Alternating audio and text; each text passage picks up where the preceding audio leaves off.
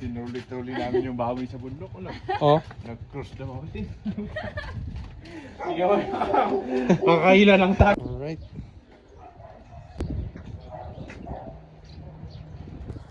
Oh, mamaya-maya lang start na nila yung ritual.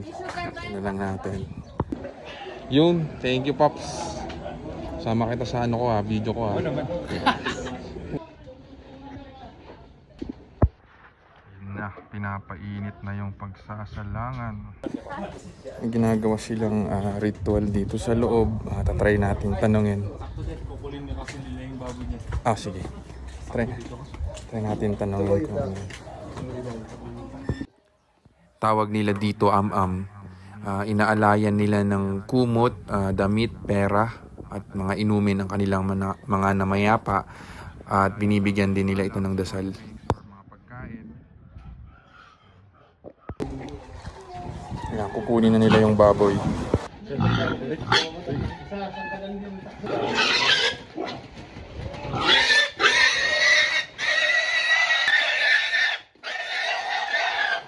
Kumalma na rin yung baboy.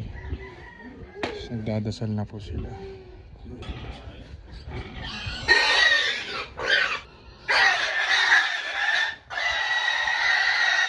Yung gamit ng stick para tusukin yung puso ng baboy.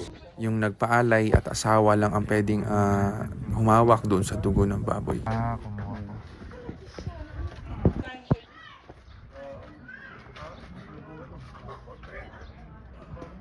Hinuhugasan after i-torch or ipulpog ng baboy.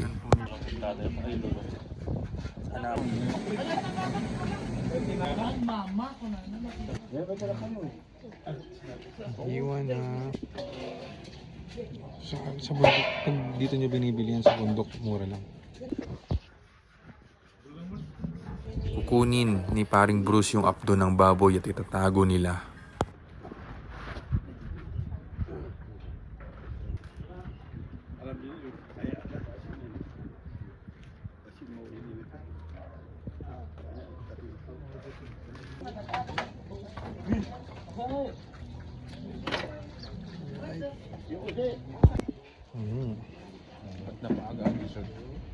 Gumagawa na sila ng pinunag or yung blood sausage na tinatawag natin.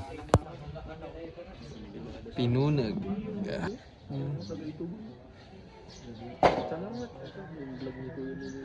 Doon din ako bumili sa kanya. Dinideliver niya sa bahay. Ano na nga, pinicture niya sa video yung